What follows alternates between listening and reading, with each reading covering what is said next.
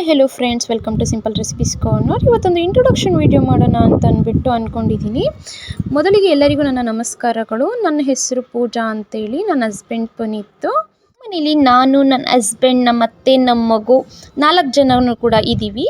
ಒಬ್ಬ working women ಆಗಿದ್ದೀನಿ. 9 to 6 ಜಾಬ್ನ ಮಾಡ್ತಾ ಇದ್ದೀನಿ.